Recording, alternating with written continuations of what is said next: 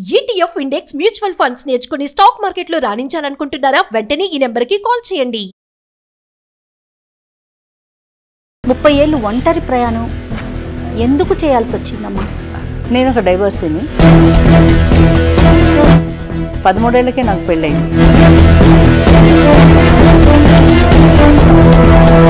ఈ last time చెప్పినట్టు 60 ఏళ్ళ ఆడదానిలో అమ్మతనాన్ని చూడలేని మృగాళ్ళు ఉన్నాయి ఈ దేశంలో. 30 ఏళ్ళకి ఒక ఆడది బయటకు వచ్చిందంటే ఎవరు ఊరుకుంటారు? ప్రతి వాళ్ళు ట్రై చేస్తారు.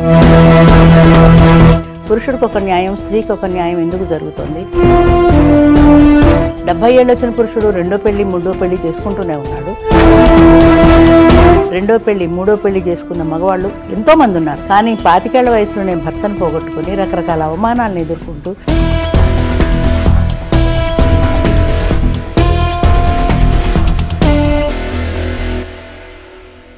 అమ్మ నమస్తే. నమస్తే జయ. అమ్మ ఎలా ఉన్నారు? బాగున్నానమ్మా. చాలా రోజుల నుంచి అనుకుంటున్నానమ్మా, అనుకోని కారణాల వల్ల నేను చేయలేకపోయాను. ఈరోజు నాకు ఈ అవకాశం దొరికింది, మీరు కూడా నాకు టైం ఇచ్చారు, చాలా సంతోషం. నేను ముందుగానే చెప్పినట్లుగా తోడు అది పిల్లల దగ్గర నుంచి పెద్దవారికి కూడా ఖచ్చితంగా అవసరమైన విషయం కదమ్మా. ఈవెన్ పిల్లలైనా కూడా మనం ఒకరు కాదు ఇద్దరు కావాలని చెప్తాం. సరే, అనుకోని కారణాల వల్ల లేకపోతే దానికి మనం ఏం చేయలేము, అంతే కదా. బట్ పెద్దవాళ్ళ విషయానికి వస్తే ఒక చక్కని ఆలోచన, ఇది సమాజం ఒప్పుకుంటుందా ఒప్పుకోదా, వారు ఎలా తీసుకుంటారు అనేది పక్కన పెడితే మీకు వచ్చిన ఈ ఆలోచన నిజంగా అభినందించదగ్గ విషయం అమ్మ. అసలు ఎలా వచ్చింది మీకు ఆలోచన? తోడు నీడా ఫౌండేషన్ ఎలా వచ్చింది? ఈ ఆర్గనైజేషన్ ఎలా పుట్టింది? ఎప్పుడు కూడా ఒక రివల్యూషనరీ ఐడియా రావాలంటే లోపల నుంచి ఒక ఫైర్ పుట్టాలంటే వాళ్ళ జీవితంలో వాళ్ళు ఫేస్ చేసినటువంటి అనుభవాలు, వాళ్ళు ఎదుర్కొన్నటువంటి బాధాకరమైనటువంటి సంఘటనలు వాళ్ళలో ఒక ఫైర్ని సృష్టిస్తాయి తెలియకుండానే. అంటే వాళ్ళ జీవితంలో పోరాటం, సొసైటీతో పోరాటం, బంధువులతో పోరాటం, ఈ పోరాటం చేసి చేసి చేసి చేసి వాళ్ళకు ఒక ధైర్యం వస్తుంది, ఒక మొండితనం వస్తుంది. దాంతో ఒక రివల్యూషనరీ కార్యక్రమం మొదలు పెడతారు. అది పూర్వం దురాచారాలు కానివ్వండి, వితంతు వివాహాలు కానివ్వండి, బాల్య వివాహాల మీద యుద్ధం కానివ్వండి, ఇవన్నీ ఇంచుమించుగా అలా వచ్చినవి. అదేవిధంగా 33 సంవత్సరాల నా ఒంటరి జీవితం కూడా ఈ ఫైర్కి మూల కారణమైంది. సమాజంలో చూస్తున్న కొద్దీ పురుషుడికి ఒక న్యాయం, స్త్రీకి ఒక న్యాయం ఎందుకు జరుగుతుంది? 70 ఏళ్ళు వచ్చిన పురుషుడు రెండో పెళ్లి మూడో పెళ్లి చేసుకుంటూనే ఉన్నాడు. 30-40 ఏళ్ళు వచ్చినా 25 ఏళ్ళు వచ్చినా అది బాల వితంతువుగా అలాగే మిగిలిపోతుంది. దానికి అవకాశం ఉందా లేదా? ఎందుకు ఉండకూడదు? ఎందుకు ఉండకూడదు అంటే మనం చూసేది మెయిన్లీ సోషల్ స్టిగ్మా. అవునమ్మా, చాలా వరకు 190% అదే. ప్రజలందరూ ఏమనుకుంటారు, బంధువులు ఏమంటారు, ముందు వాళ్ళ అమ్మా నాన్నే తిడతారు. నీకు ఈ వయసులో ఏం రోగం, నీకు ఇంతే ఉంది, నీ జీవితంలో వైధవ్యమే రాసిపెట్టి ఉంది, నీకు ఒంటరి జీవితమే ఉంది, నువ్వు భరించాల్సిందే, ఇలా అనగదొక్కుంటూ వచ్చారు. అందులో నువ్వు పిల్లలుంటే ఇంకా అసలు ఆ ప్రశ్నే రాదు. ఆమెకు కూడా ఆలోచనలు రావు, ఎందుకంటే పిల్లల బాధ్యత అనేది ఒకటి ఉంటుంది కాబట్టి తన కాన్సన్ట్రేషన్ అంతా పిల్లల మీదే ఉంటుంది. కానీ ఒక 50 సంవత్సరాలు వచ్చేటికి పిల్లలు సెటిల్ అయిపోతారు. అవునమ్మా, వాళ్ళ ఉద్యోగాలకి వాళ్ళ జీవితాల్లో సెటిల్ చేసుకుని వెళ్ళిపోతారు. అప్పుడు ఈమె ఒంటరిగా మిగిలిపోతుంది. కుటుంబం అంటే ఏంటి? భార్య, అతను కానీ ఆమె కానీ. అయితే అతనికి సమాజం అవకాశం ఇచ్చింది మళ్ళీ పెళ్లి చేసుకోవడానికి. 2 పిల్లలు ఉండని, 3 పిల్లలు ఉండని, నా పిల్లల్ని పెంచాలి కదా అంటాడు, మళ్ళీ పెళ్లి చేసుకుంటాడు. రెండో పెళ్లి మూడో పెళ్లి చేసుకున్న మగవాళ్ళు ఎంతోమంది ఉన్నారు. కానీ 25 ఏళ్ల వయసులోనే భర్తను పోగొట్టుకుని రకరకాల అవమానాలను ఎదుర్కొంటూ, రకరకాల అవహేళనలను ఎదుర్కొంటూ, ఒకరికి ఎదురు రావడానికి వీల్లేదు, ఒక శుభకార్యంలో తను పార్టిసిపేట్ చేయడానికి వీల్లేదు. ఇన్ని రకాలైనటువంటి నువ్వు వితంతువి, నువ్వు ఎదురు రాకూడదు, నువ్వు చూస్తేనే మహాపాపం, పొద్దున్నే నీ లేవగానే నీ ముఖం చూడకూడదు, ఇలాంటి ఎన్ని అవహేళనలు అనుభవించి ఉంటారు, ఎంత టార్చర్ పడి ఉంటారు ఆడవాళ్ళు. ఇప్పుడు 60 ఏళ్ళు దాటిన మనిషి తన భార్యని కోల్పోతే నెలలోపు తిరిగి పెళ్లి చేసుకోవటానికి అందరూ యాక్సెప్ట్ చేస్తారు. అయ్యో ఆయన ఎవరు చూసుకుంటారు, పిల్లలిద్దరు వెళ్ళిపోయారు కదా అని ఒక సానుభూతి, ఆ కార్నర్ అనేది డెవలప్. అదే ఆడదానికి, అదే ఆడ మనిషికి ఇంకా కూడా ఎందుకు మనం చూడలేదు? ఎందుకు లేదు అంటే తరతరాలుగా నరనరాలుగా మనలో జీర్ణించుకుపోయినటువంటి ఛాందస భావాలు. అంటే ఇది పాపము, మళ్ళీ పెళ్ళి తప్పు, స్త్రీ చేయకూడదు, దానికి ఈ అవకాశం లేదు, వాడికేంటి మగమహారాజు మళ్ళీ చేసుకుంటాడు, ఎన్ని పెళ్ళిళ్ళైనా చేసుకుంటాడు అన్న సాంప్రదాయం మనకి మొదటి నుంచి అలాగ ఉగ్గుపాలతో నోరు పోసారు. దానివల్ల మన మనసులో కూడా జీర్ణించుకుపోయింది, ఇది తప్పు, వాడు పరపురుషుడే, మళ్ళీ పెళ్లి చేసుకున్నా వాడు పరపురుషుడే, వాడితో కలిసి జీవించడం నేరం అన్న భావన వీళ్ళల్లో సోషల్ స్టిగ్మా పాతుకుపోయింది. దాని నుంచి వాళ్ళు బయటికి రావాలంటే ఎంత కష్టం అవుతుంది. వాళ్ళ మనసు తప్పనిసరిగా ఒక తోడు కావాలని ఉంటుంది ఖచ్చితంగా, ఇది ఎవ్వరూ కాదనిలే నిజం. ఇది ఎంతమంది లేదు కాదు అని చెప్పినా కూడా వాళ్ళ మనసును వాళ్ళు మోసం చేసుకుంటున్నారు తప్ప అది అబద్ధం. సృష్టిలో తోడు లేకుండా మనిషి ఎవ్వరూ ఉండలేరు, ఎవరి వల్ల. ఒకసారి మీ గురించి తెలుసుకోవచ్చా? 30 ఏళ్ళు ఒంటరి ప్రయాణం ఎందుకు చేయాల్సి వచ్చిందమ్మా? జరిగిన సంఘటన ఏదన్నా ఉంటే మాతో షేర్ చేయండి. నేను ఒక డైవర్సీని. 13 ఏళ్ళకే నాకు పెళ్ళయింది. అంటే ఆ రోజుల్లో బాల్య వివాహాలు ఉండేవి. నేను ఇంకా హై స్కూల్లో చదువుకుంటున్నా. 13 సంవత్సరాల పెళ్ళి. 13 సంవత్సరాలు అంటే అసలు మానసికంగా శారీరకంగా కూడా పరిణితి చెందని వయసు అది. అసలు పెళ్ళి అంటే ఏమిటి, జీవితం అంటే ఏమిటో తెలియని వయసు. ఏదో కొత్త లంగా వస్తుంది, కొత్త చీర వస్తుంది అని ఆనందించినట్టుగా ఆ వయసులో చుట్టాలందరూ వస్తారు, పప్పన్నం తింటామా, ఆనందంగా ఆడుకుంటామా అని తప్ప ప్రపంచం ఏమిటో తెలియని టైంలో పెళ్లి చేసుకున్న తర్వాత 3 పిల్లల తల్లిగా 30 సంవత్సరాలకి నేను రోడ్డు మీదకి వచ్చాను, ఒంటరి మహిళగా. అప్పుడు నా తల్లిదండ్రులు నన్ను ఆదుకున్నారు. SSLCతో ఆగిపోయిన చదువుని వాళ్ళు మళ్ళీ తిరిగి చదువుకోమని నాకు ధైర్యం చెప్పారు. స్వగ్రామం ఎక్కడమ్మా? చెప్పాలంటే ఆకువీడు, వెస్ట్ గోదావరి. ఓకే. పుట్టింది వెస్ట్ గోదావరి, అదే చెప్తాను నేను. పుట్టింది వెస్ట్ గోదావరి అయినా నేను మనిషిగా పెరిగింది ఈస్ట్ గోదావరి. ఎందుకంటే నేను చదువుకొని ఒక ఉద్యోగంలో స్థిరపడి 25 సంవత్సరాలు ఒక టీచర్గా ఉద్యోగం చేసినప్పుడు నేను సమాజం నుంచి చాలా పాఠాలు ఎదుర్కొన్నాను, చాలా వివక్ష ఎదుర్కొన్నాను, చాలా రకాల సమస్యలను ఎదుర్కొన్నాను. నాకు జీవితం నేర్పిన పాఠాలు ఏమైనా ఉంటే అదే. నేను ఎప్పుడు చెప్తాను, మనకు జీవితం అనే పాఠశాలలో అనుభవాలే ఉపాధ్యాయులని. ఒక్కొక్క ఎక్స్పీరియన్స్ ఒక్కొక్క పాఠ నేర్పింది నాకు. లెర్నింగ్ బై డూయింగ్ అని చెప్తారు బీఈడీలో. అలాగా అది నేర్చుకుంటూ అది సాధించుకుంటూ ఒక్కొక్కడిగే ముందుకు వేయటంలో నాకు నేనే ధైర్యం తెచ్చుకున్నాను, నాకు నేనే తెగింపు తెచ్చుకున్నాను. అర్థమవుతుంది ఎన్ని అవమానాలు నిజంగా ఎన్ని ఎదుర్కొని ఉంటారు. ఆ రోజుల్లో సపోర్ట్ అంటే మీకు ఈ ఆలోచన అప్పుడు మీకు కలగలేదు? లేదు. రెండో ఇష్యూకి వెళ్ళాలి, రెండో పెళ్లి లేదు, అసలు ఆలోచన లేదు. ఎందుకంటే పిల్లలు చిన్నపిల్లలు. ఆఖరి అమ్మాయికి 7 సంవత్సరాలు. సగటు మహిళలాగానే ఆలోచించారు. అంతే కదా. అరే 13 సంవత్సరాల వయసులో పెళ్లి చేసుకుని నేను ఒక పురాతన ఛాందస భావాలు ఉన్న బ్రాహ్మణ కుటుంబంలో పుట్టిన వ్యక్తిని. అలాంటి వ్యక్తిని వాళ్ళ ఇంత రివల్యూషనరీ ఐడియాకు రావాలంటే మనసులో ఎంత సంఘర్షణ కలిగి ఉంటుంది. ఆ రోజుల్లో ఇలా పిల్లలు పుట్టిన తర్వాత పూజలు, వ్రతాలు, నోములు ఇవి తప్ప అసలు వేరే ప్రపంచమే తెలియదు నాకు. ఒక చెక్కు రాయడం రాదు, ఎప్పుడు చెప్తాను నేను అదే. ఒక చెక్కు రాయడం రాదు, ఒక మనిషితో మాట్లాడటం రాదు. అది ఐఎమ్ ఎన్ ఇంట్రోవర్ట్. లోపల బాధపడమే కానీ బయటకు ఎక్స్ప్రెస్ చేయడం రాదు. అలాంటి మనిషిని సమాజంలో మనం ఎదిరించడం మొదలుపెట్టి నా పిల్లల్ని పోషించుకునే ఆ పరిణితిలో ఈ పరిశ్రమలో ఈ నడిచి ముందుకు వెళ్ళటం. అంటే ఒంటరి మహిళ పిల్లల్ని పెంచుకోవటంలో కావచ్చు, తన కాళ్ళ మీద తను నిలబడేటప్పుడు సమాజం నుంచి ఎన్నో ప్రశ్నలు, ఎన్నో మాటలు చాలా యుద్ధం చేయాల్సి వస్తుంది కదా. చాలా అలాంటి ఘటనలు ఏమన్నా ఉన్నాయా? చాలా సందర్భాల్లో ఉన్నాయి, చాలా ఉన్నాయి. అయితే నాకు ఒకే ఒక అదృష్టం ఏంటంటే నా పేరెంట్స్ నాకు రక్షణగా నిలబడ్డారు. వాళ్ళు నా ప్రక్కన ఉన్నారు కాబట్టి నేను కొంతవరకే పోరాటం చేయగలిగాను. ఒంటరి వాళ్ళు ఇంకా చాలా హెరాస్మెంట్లు అనుభవించారు సొసైటీలో. పేరెంట్స్ ఉన్నారు కాబట్టి నాకు ఒక రక్షణ ఉండేది. అమ్మో ఈవిడ ఏదనంటే వాళ్ళు వస్తారేమో, వాళ్ళు యుద్ధం చేస్తారేమో అనే ఒక భయం ఉండేది. కానీ ఎప్పుడైతే మనం గడప దాటి బయటికి వెళ్ళామో, ఈ లాస్ట్ టైం చెప్పినట్టు 60 ఏళ్ళ ఆడదానిలో అమ్మతనాన్ని చూడలేని మృగాళ్ళు ఉన్న ఈ దేశంలో 30 ఏళ్ళకి ఒక ఆడది బయటకు వచ్చిందంటే ఎవరు ఊరుకుంటారు? ప్రతి వాళ్ళు ట్రై చేస్తారు తప్పనిసరిగా. అయితే అందులోంచి నాకున్న ఒక ప్లస్ పాయింట్ ఏంటంటే ప్రతివాడు మన కోసం వాడు ట్రై చేస్తున్నాడు, నన్ను నేను రక్షించుకోవాలి అన్న భావనలో ఒక పెద్ద పిల్లగా వాళ్ళ మీద పడి ముందుగానే పడిపోయి నాకు తెలియకుండా నా చుట్టూ నేను ఒక సర్కిల్ ఏర్పరచుకున్నా. అది నాకే తెలియదు. అంటే ఎవరైనా నాతో మాట్లాడాలంటే కొట్టేస్తానేమో అని భయపడేటంత ఉగ్రంగా. మీరన్నారు చూడండి మీ మాట కటువుగా వస్తుందని.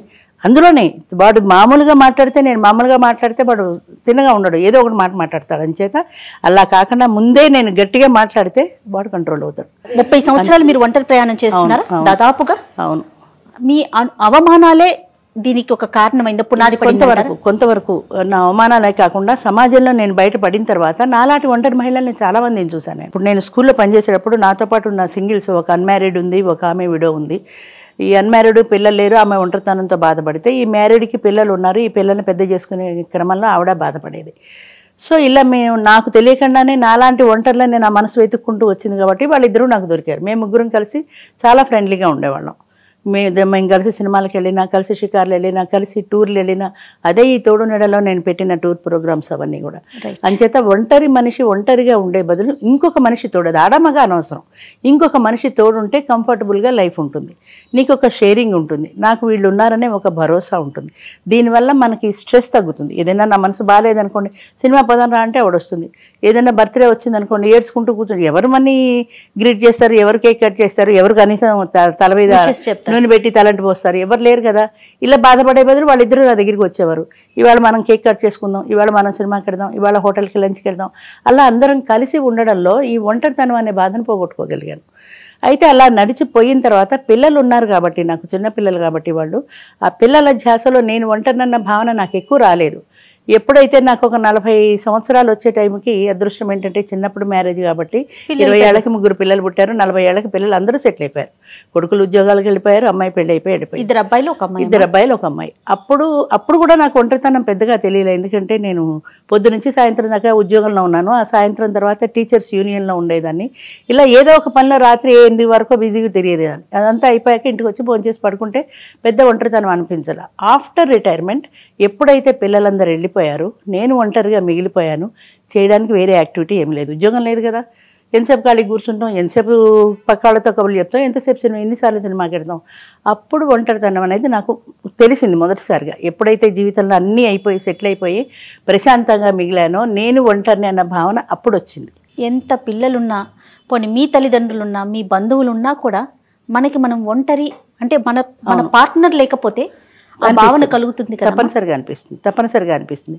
అయితే దాన్ని మర్చిపోవడానికి కొన్ని అంశాలు ఉంటాయి. అంటే ఇప్పుడు ఉద్యోగంలో ఉన్నప్పుడు స్టూడెంట్స్ ఉంటారు, ఇంటికి వచ్చిన తర్వాత ఏదో బీఈడీ అసోసియేషన్ ఉంది, దాంట్లో యాక్టివిటీ ఇవి ఇంటికి వచ్చిన తర్వాత నా ఒంటరితనంతో పాటుగా మిగతా అంశాలు గుర్తొస్తాయి. రేపు పిల్లలకి ఏం పాఠం చెప్పాలి, ఈ పేపర్లు దిద్దాలి, రేపు యూనియన్లో రేపు స్ట్రైక్ ఉంది, ఏం చేయాలి, ఇలాంటివన్నీ వస్తాయి. కాబట్టి కొంతవరకు తాత్కాలికంగా అయినా దీన్ని మర్చిపోగలుగుతాం. అంటే మీరు ఒక యాక్టివిటీలో ఉన్నారు కాబట్టి లేని వాళ్ళ పరిస్థితి అదే, వాళ్ళదే భయంకరమైన ఒంటరితనం అంటున్నా. అప్పుడు స్టార్ట్ ఆ రోజు కాదు, ఈ రోజు కూడా నాకు ఒక్కదాన్ని ఖాళీగా ఉంటే తోచదు. ఒక సండే వచ్చిందంటే ఇవాళ ఏం చేయాలని ఆలోచిస్తా. 2 గంటలు ఖాళీ కూర్చుంటే నా మైండ్ పిచ్చెక్కినట్టు అయిపోతుంది. ఇప్పుడు తోడు నీడ ఫౌండేషన్ స్టార్ట్ చేసి ఎన్ని సంవత్సరాలు? 2010 సంవత్సరంలో స్టార్ట్ చేశాను, నా రిటైర్మెంట్ తర్వాత.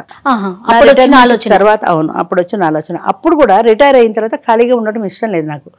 మామూలుగా ఏవో చిన్న సోషల్ సర్వీస్ యాక్టివిటీస్ చేసుకుంటూ వెళ్ళేదాన్ని. సర్వీస్లో కూడా పిల్లలు ఉండేవారు, పేదవాళ్ళు ఉంటారు, ఫీజులు కట్టలేరు, వాళ్ళకి ఫీజులు కట్టడము, వాళ్ళకి యూనిఫామ్స్ కుట్టించుకోలేక టీచర్లు కొడుతూ ఉండేవాళ్ళు యూనిఫామ్ వేసుకురాకపోతే, అలాంటి వాళ్ళకి యూనిఫామ్ కుట్టించడము. తర్వాత ఫ్లడ్స్ ఎక్కువ, రాజమండ్రిలో వర్క్ చేశాను, గోదావరి ఉంది కదా, ఫ్లడ్స్ ఎక్కువ. ఆ ఫ్లడ్స్ టైంలో వాళ్ళకి సహాయం చేయడం, ఇలాంటి చిన్న పనులు చేసుకుంటూ నాకు తెలియకుండానే సోషల్ సర్వీస్ యాక్టివిటీస్ పట్ల కొంత మక్కువ ఏర్పడింది. అవి చేసినప్పుడు నాకు తెలియకుండానే ఒక రకమైన సంతృప్తి కలిగేది, ఒక ఆనందం కలిగేది. ఆ 10 మందికి లేని వాళ్ళకి ఒకసారి ఎక్కడ ఫైర్ యాక్సిడెంట్ అయింది, వాళ్ళు కట్టుబట్టలతో బయటపడిపోయారు. వాళ్ళకి ఏదో పాత చీరలు మా ఫ్రెండ్స్ దగ్గర 4-5 దగ్గర కలెక్ట్ చేసి బ్యాగుల్లో పెట్టుకుని 2 వీలర్ మీద వెళ్ళి 2 వీలర్ మీద తిరిగేదాన్ని బాగా. వాళ్ళకి ఇచ్చేసినప్పుడు వాళ్ళ ముఖాల్లో కనిపించిన సంతోషం నాకు తెలియకుండా ఒక సంతృప్తినిచ్చింది. సో నాకేమనిపించిందంటే, కష్టంలో ఉన్న వాళ్ళని ఆదుకుంటే మనకు ఒక సంతోషం కలుగుతుంది, ఒక సంతృప్తి కలుగుతుంది, ఒక సహాయం చేసిన ఫీలింగ్ కలుగుతుంది. అలా అటువైపుకి అట్రాక్ట్ అవుతూ మొదలుపెట్టాను. ఎప్పుడైతే ఖాళీ వచ్చిందో, ఎప్పుడైతే రిటైర్ అయ్యానో, అప్పుడు మనం ఏదైనా ఒక సోషల్ సర్వీస్ యాక్టివిటీ చేస్తే బాగుంటుందని మన ఈనాడు పేపర్లో వసుంధరలో వస్తుంటాయి చాలామంది సర్వీస్ చేసే వాళ్ళ పరిచయాలు. అట్లా అవన్నీ తీసి ఒక ఆల్బంలో పేపర్ కటింగ్ ఏది బాగుంటుంది అని చూడడంలో ఈనాడు పుస్తకంలో అనుకుంటాను మురిసెను వివాహ బంధం అని ఒక ఆర్టికల్ వచ్చింది. అందులో బాగా వృద్ధులైనటువంటి 2 వ్యక్తులకు పెళ్ళైన ఫోటో, ఆ ఫోటో నన్ను చాలా బాగా ఆకట్టుకుంది. పంచె కట్టుకుని పాతకాలంలో ఒక 70 ఏళ్ల వృద్ధుడు, అచ్చమైన బ్రాహ్మణ గోచి పోసి చీర కట్టుకుని పెద్ద బొట్టు పెట్టుకుని కడియాలు గజ్జలు పెట్టుకుని పాతకాలపు సాంప్రదాయంలో ఒక లేడీ. అది చూసినప్పుడు నాకు ఆలోచన వచ్చింది, ఇలాంటి కార్యక్రమం చేస్తే బాగుంటుందని. ఆ కథలో ఏంటంటే, వీళ్ళిద్దరి పిల్లలు ఫారిన్లో ఉన్నారు, ఆమె కొడుకు ఈయన కూతురు ఫారిన్లో ఉన్నారు. వీకెండ్స్లో తెలుగు వాళ్ళు కలుసుకుంటారు. అట్లా కలుసుకున్నప్పుడు వాళ్ళిద్దరూ మాట్లాడుకుని ఇలా వీళ్ళిద్దరూ విడివిడిగా ఉంటున్నారు, వీళ్ళిద్దరికీ కలిపి పెళ్లి చేస్తే ఒక చోట ఒకరికొకరు సపోర్ట్గా ఉంటారు కదా అనిపించింది. అనుకోవడమే తడుగా వాళ్ళు ఇండియా వచ్చేసి వాళ్ళిద్దరిని ఒప్పించి వాళ్ళిద్దరికీ పెళ్లి చేశారు. అది గోల్డెన్ ఓల్డేజ్ హోమ్ అనుకుంటా దాని పేరు, ఇప్పటికీ ఉంది హైదరాబాద్లో. ఆ గోల్డెన్ ఓల్డేజ్ హోమ్లో వాళ్ళు ఉంటున్నారు, వీళ్ళు పెళ్లి చేశారు. ఆ ఆర్టికల్ చదివినప్పుడు నాకు అనిపించింది, రియల్ ఆర్టికల్ అది. ఈనాడు వసుంధర బుక్ ఆదివారం సండే బుక్ వస్తుంది, సండే అందులో చదివాను అది, అందులో ఆర్టికల్ అది. అది చూసిన తర్వాత నేను చెయ్యాలి అనుకున్న కార్యక్రమానికి ఇది అని నా మైండ్ నాకు చెప్పింది. అంత క్రితం ఇవో చిన్న చేసినా నాకు అంత పెద్ద సాటిస్ఫాక్షన్ రాలా. ఇది చూసినప్పుడు ఇలా చేస్తే బాగుంటుంది అనిపించింది. సరే ఇలా చేయాలి కదా, నేను ఉన్నది రాజమండ్రిలో కాబట్టి రాజమండ్రిలో ట్రై చేశాను, అదేం నడవాలి, ఎందుకంటే చిన్న ఊరు కదా. ఏం చేత ఈలోగా మా అబ్బాయి ఇక్కడ కొండాపూర్లో ఉండేవాడు, 2వ అబ్బాయి ఇంజనీర్ వాడు, వాళ్ళ ఇంట్లో ఉండడానికి కొద్ది రోజులు అక్కడికి వచ్చాను. ఇక్కడికి వచ్చినప్పుడు ఇక్కడ సీనియర్ సిటిజన్ అసోసియేషన్స్ ఉన్నాయి చాలా ఏరియాల్లో ఉన్నాయి, కొండాపూర్లో కూడా ఉంది. అలా సీనియర్ సిటిజన్ అసోసియేషన్లో చేరాను. నాకు బాగా మైండ్లో పట్టుకుంది ఇలాంటి కార్యక్రమం ఒకటి చేస్తే బాగుంటుంది అని. పట్టుకుని సపోర్ట్ ఏమీ లేదు కదా, సపోర్ట్ పిల్లలతో discuss చేశారా? లేదు, మనీ పవర్ లేదు. వాళ్ళు ఫస్టే చెప్పారు నువ్వు ఏమైనా చేసుకో, నువ్వు హ్యాపీగా ఉండడం మాకు కావాలి.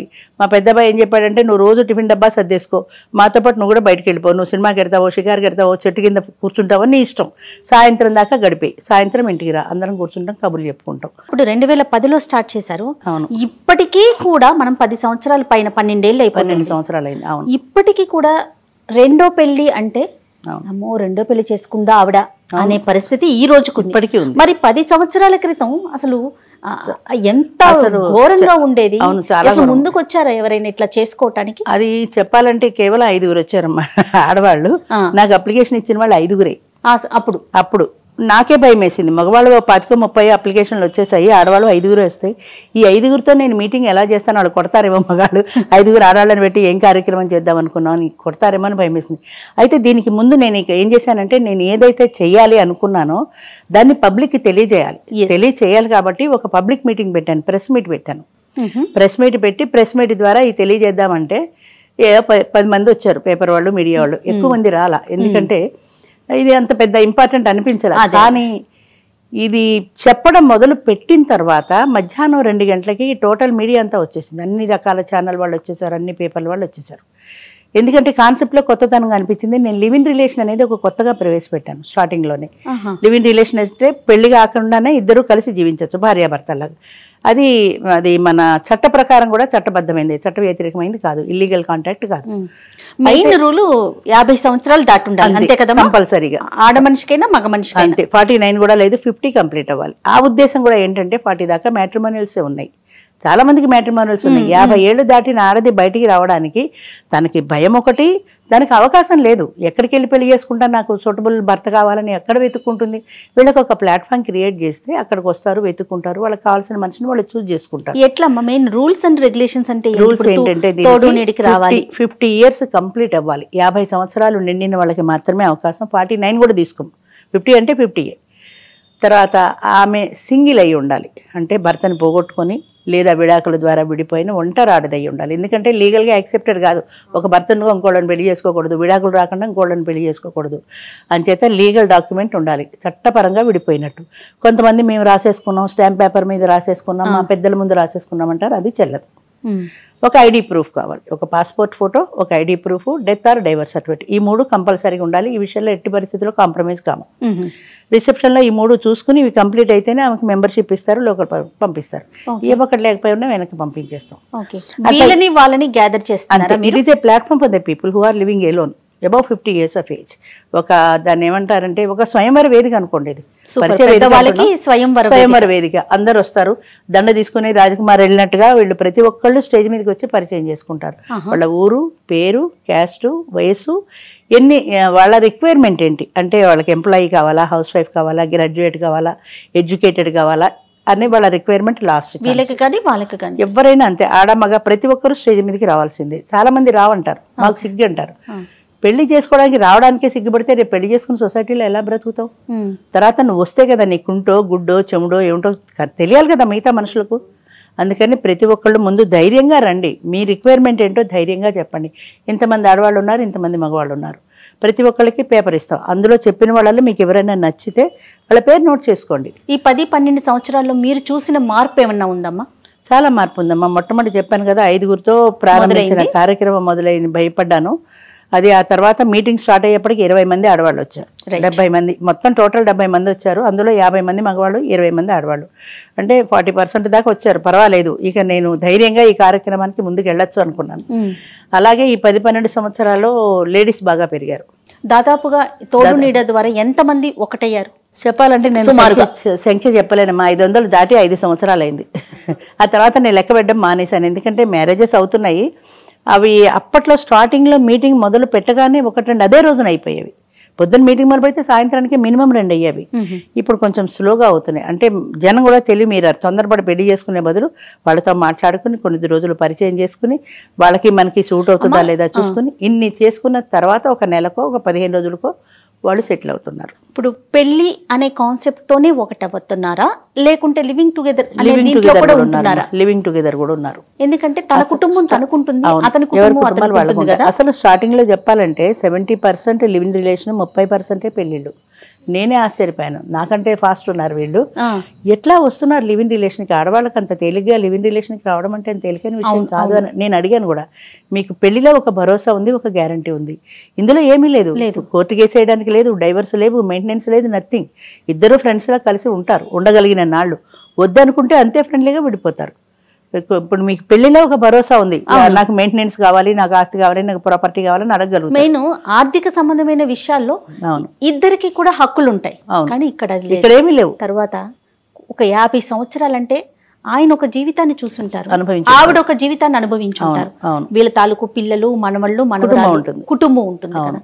దాన్ని ఎదిరించి ముందుకొచ్చి చేసుకోవటం అంటే అభినందించాల్సిన విషయం కదా. అవును. అయితే ఇంకొక ప్లస్ పాయింట్ ఏంటంటే స్టార్టింగ్ లో చాలా వ్యతిరేకత ఉండేది, పిల్లలు యాక్సెప్ట్ చేసేవాళ్ళు కాదు. లివింగ్ రిలేషన్ పెట్టిన కారణం కూడా అది. ఎందుకంటే మెయిన్ ప్రాపర్టీ ఇష్యూ. పిల్లలు ఏ కారణం చెప్పినా నా తల్లి బదులు ఇంకొక తల్లి వస్తుందా అని, తండ్రి బదులు ఇంకొక తండ్రి వస్తాడని ఏం చెప్పినా కూడా బాగా ధనవంతుల దాంట్లో వచ్చేది ప్రాపర్టీ ఇష్యూ. ఎందుకంటే పెళ్లి చేసుకుంటే లీగల్గా ఆమెకు కూడా ఒక షేర్ ఉంటుంది, ఆ షేర్ పోవడం ఇష్టం లేదు.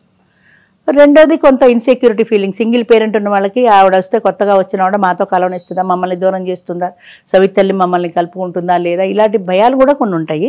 వీటితో పాటు ప్రాపర్టీ షేర్ కూడా ఉంటుంది. ఈ ప్రాపర్టీ అనేది ఇద్దరి మధ్యన లేకపోతే కొంతమంది పిల్లలు యాక్సెప్ట్ చేస్తారు. ఏదో వాళ్ళ పాటలు వాళ్ళు పడతారులే, చివరి రోజుల్లో మనం చూడక్కర్లేదు, ఆవిడ చూసుకుంటుంది కదా, మనకి ఏంటి బాధ, మన బర్డెన్ తగ్గింది కదా అనుకునే వాళ్ళు ఉంటారు. లేదా ఆయన సింగిల్గా ఉన్నాడు, పాపం ఆయనకో తోడు ఉంటే ఆయన దారిన ఆయన ఉంటాడు కదా అని అర్థం చేసుకున్న వాళ్ళు ఉంటారు. ప్రాపర్టీ మనకు నష్టం లేనప్పుడు ఎట్లా పోతే మనకి అని ఆలోచించే వాళ్ళు ఉంటారు.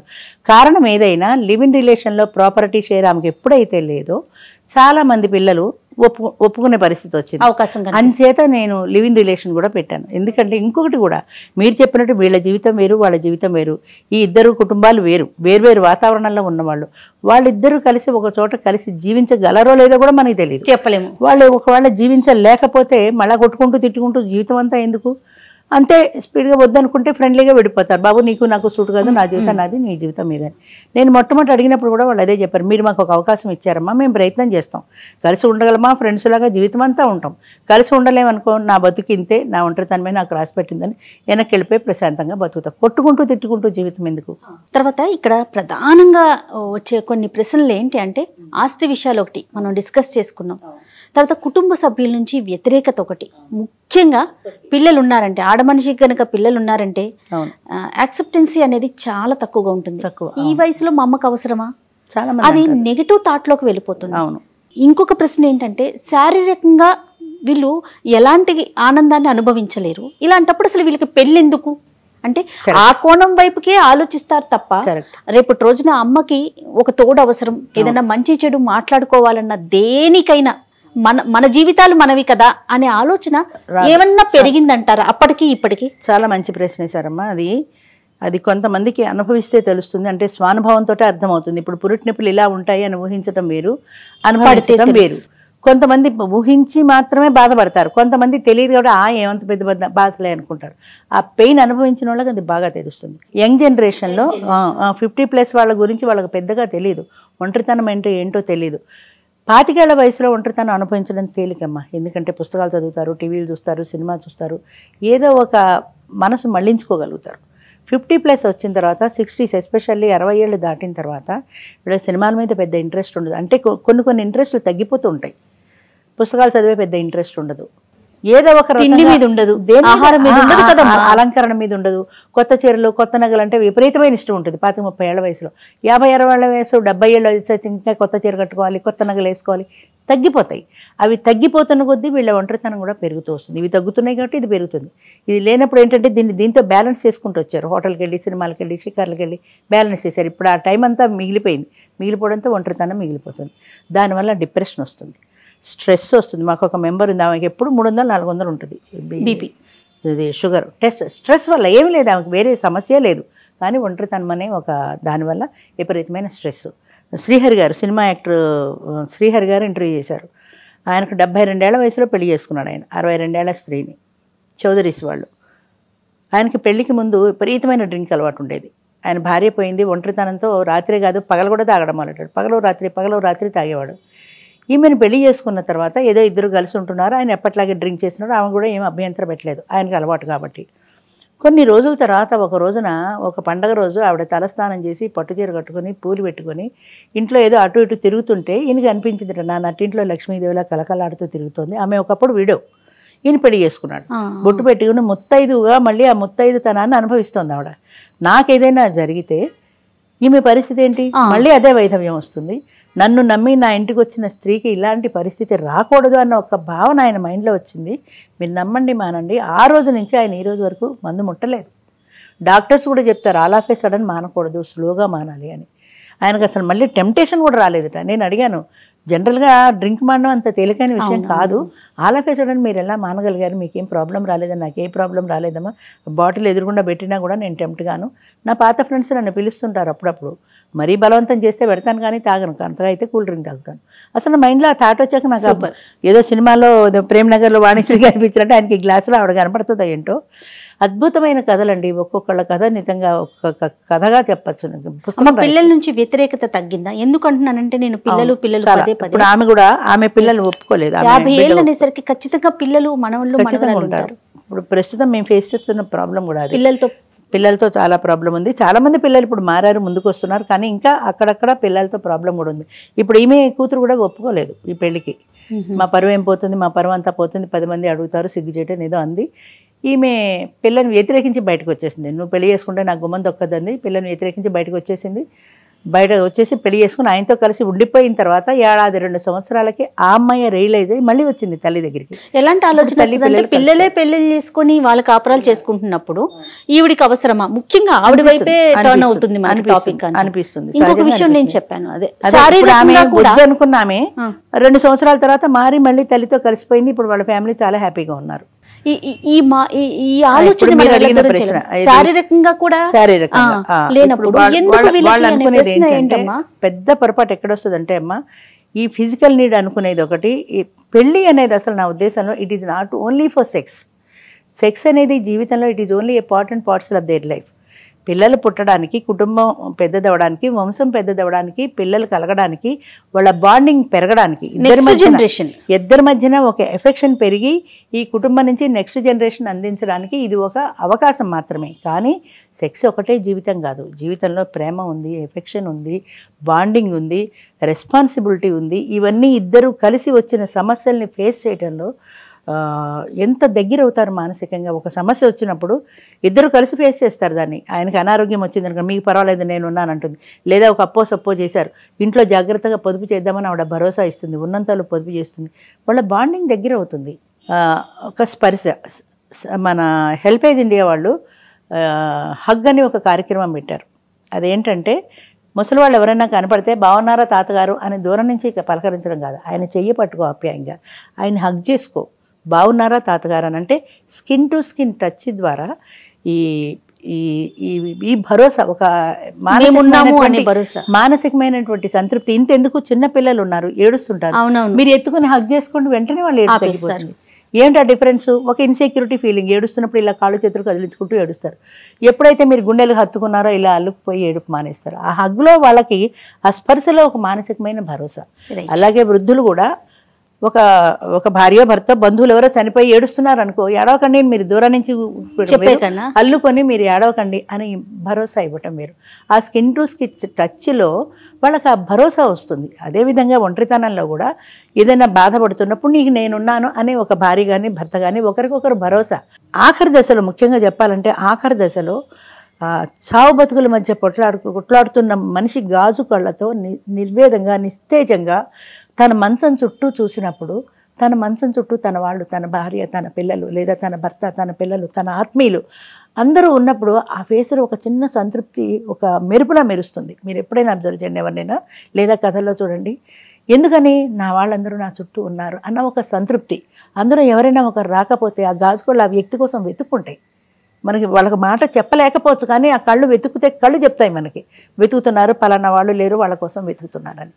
ఆ టైంలో వాళ్ళు బాధపడుతుంటే ఆ పక్కన ఉన్న వాళ్ళు నీకేం పర్వాలేదు డాక్టర్ గారు చెప్పారు తగ్గిపోతుంది బాధపడకు అని చేతిలో చెయ్యేసి మాట్లాడినప్పుడు ఆ చేతిలో ఈ చెయ్యి వేసిన ఆ స్పర్శ ద్వారా వాళ్ళకి ఎంతో సాంత్వన దొరుకుతుంది.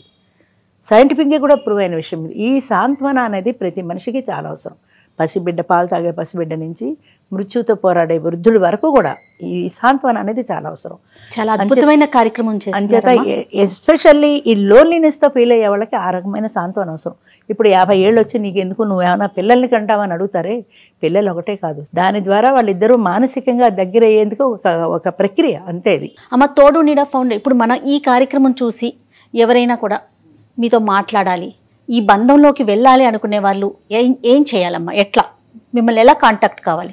నిజంగా చెప్పాలంటే అది నాకు మీ మీడియా ఇచ్చిన సపోర్ట్. ఎందుకంటే నాకు మ్యాన్ పవర్ లేదు, మనీ పవర్ లేదు, నాకు ఒక క్లర్క్ ఒక అసిస్టెంట్ కూడా లేరు. కాల్స్ అటెండ్ అవ్వడం దగ్గర నుంచి కార్యక్రమం చేసే వరకు అన్నీ నేనే, ఆల్ ఇన్ వన్. అయితే ఇందులో నా బాధను అర్థం చేసుకున్న వాళ్ళు, నా ఒంటరి పోరాటాన్ని అర్థం చేసుకున్న మా మెంబర్సే కొంతమంది నాకు సపోర్ట్గా ఉంటారు. ఆ కార్యక్రమం చేసే రోజున ఒక హాల్ బుక్ చేయాలన్నా ఒక రిసెప్షన్ కౌంటర్ పెడతాం. మా వాళ్ళలోనే ఒక 10 మంది రిసెప్షన్ కౌంటర్లో కూర్చుంటారు. ఇవన్నీ స్క్రూటినీ చేస్తారు. వాళ్ళకి కావాల్సిన ఈ మెంబర్షిప్ రసీదులు అవన్నీ ఇస్తారు. ఈ కార్యక్రమం చేయడానికి మాకు మేమే, అందుకే నన్ను self empowered and welfare aged అని, దేనికైనా మాకు మేమే. సో డైరెక్ట్గా మీకు కాల్ చేయటమేనా? అంతే, డైరెక్ట్గా ఈ ప్రోగ్రామ్ ఈ ప్రోగ్రామ్ కూడా మీ మీడియా ద్వారానే ఇప్పుడు మీకు ఫోన్ చేస్తారు ఎవరో ఒకరు, నా నెంబర్ తీసుకుంటారు, లేదా ఆర్టికల్ పేపర్లో వస్తుంది, అందులో కింద వాళ్ళ నెంబర్ ఇస్తారు, ఆ నెంబర్ చూసి ఫోన్ చేస్తారు. అన్నిటికీ మించి హెల్పేజ్లో రాజేష్ అనే ఒక కురవాడు పనిచేసేవాడు. ఆ అబ్బాయి గురించి నేను ప్రతి దాంట్లో చెప్తాను. ఎందుకంటే ఆ అబ్బాయి సహకారం లేకపోతే, ఆ అబ్బాయి సపోర్టే లేకపోతే నేను ఇవాళ ఈ స్థాయిలో మీ ముందు నిలబడి ఉండేదాన్ని కాదు. నాకు ఏమీ తెలియకుండా కార్యక్రమం చేయాలనే ఆలోచన తప్ప దాన్ని ఎలా చేయాలో ప్రాక్టికల్గా నాకు ఎక్స్పీరియన్స్ లేదు. అబ్బాయి హెల్పేజ్ ఇండియా అంటే సీనియర్ సిటిజన్స్కి ఎన్జిఓ, అది అందులో పనిచేసేవాడు కాబట్టి సీనియర్ సిటిజన్స్తో డీల్ చేస్తున్నాడు కాబట్టి ఆ అబ్బాయికి తెలిసి, అమ్మ మీరు ఇలా అన్ని అసోసియేషన్స్ తిరిగితే కాదు, మీరు దీన్ని ఒక సంస్థగా రిజిస్టర్ చేసుకోండి, మీరు సొంతంగా మీ ఆలోచన ఎలా కావాలనుకుంటున్నారో మీరు అలా చేయండి అని చెప్తే, నాకు ఎలా చేయాలో కూడా తెలియదంటే అప్పుడు ఆ అబ్బాయి అప్లై చేసి దానికి తోడున్న పేరు పెట్టి దాన్ని రిజిస్టర్ చేయించి ఆ రిజిస్టర్ పేపర్ తెచ్చి నా చేతిలో పెట్టాడు. ఆ రోజు నుంచి ఈ రోజు వరకు నాకు ఉన్న సపోర్ట్ ఏమైనా ఉంటే ఆ అబ్బాయి ఒక్కడే. 50 సంవత్సరాలు దాటి ఒంటరిగా ఉన్న మహిళలకి పురుషులకి మీరిచ్చే సలహా ఏంటి? మీరేం చెప్తారు తోడు నీడ ద్వారా? ఇది మీకు జీవితంలో నేను పెద్దవాళ్ళకి చెప్పేది ఏంటంటే, ముందు మీరు పిల్లలతో సంప్రదించుకోండి, తర్వాత రండి. అంతేగాని పిల్లలకు చెప్పకుండా దొంగతనంగా వచ్చేసి ఇక్కడ ఎవరితోటో సెటిల్ చేసుకుని అప్పుడు పిల్లలకు చెప్పి పిల్లలు వద్దనగానే ఇది మానేస్తారు. మీకు ధైర్యం ఉంటే రండి, ధైర్యం లేకపోతే రాకండి. ధైర్యం, మీరు సమాజాన్ని ఎదిరించగల ధైర్యం, మీ పిల్లల్ని ఎదిరించగల ధైర్యం ఉంటే రండి, వాళ్ళని కన్విన్స్ చేయడానికి ప్రయత్నం చేయండి.